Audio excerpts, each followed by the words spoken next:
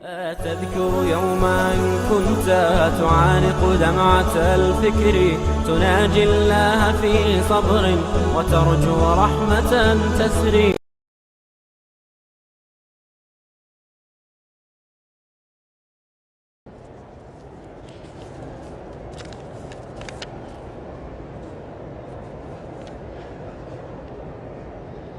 لڑکی کے والدین راضی نہیں ہیں تو شادی نہیں کر سکتی، اس کا نکاح نہیں ہو سکتا جب تک والدین راضی نہ ہوں۔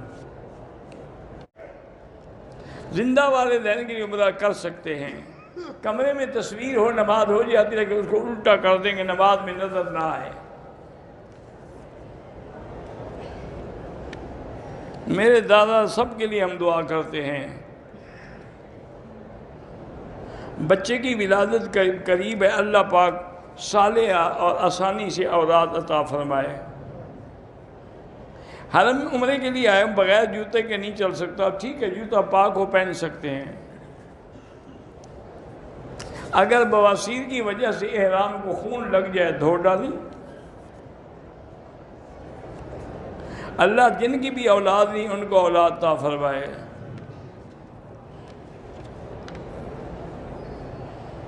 اگر میقات میں نفل نہیں پڑے لیکن نیت کر لی عمرہ ہو جاتا ہے، نفل ضروری نہیں ہے۔ گنجا احرام میں کیا کرے؟ سر پہ اس طرح پھروائے چاہے بال ہوں یا نہ ہوں۔ طواف کے دوران عورت کو اپنا چہرہ بالکل ڈھانپنا چاہیے۔ طواف کے دوران دھکے دینا حرام ہے۔ شادی کے لیے کوئی وظیفہ بتائیں، سورۃ الرحمن پڑھ کے دعا کیا کریں۔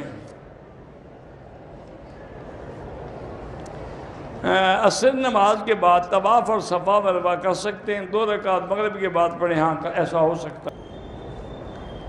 ایک عورت جو سالوں سے شوہر کے ساتھ نہیں رہتی تھی، طلاق مل گئی، فوراً دوسری شادی ناجائز ہے جب تک عدت نہ گزرے۔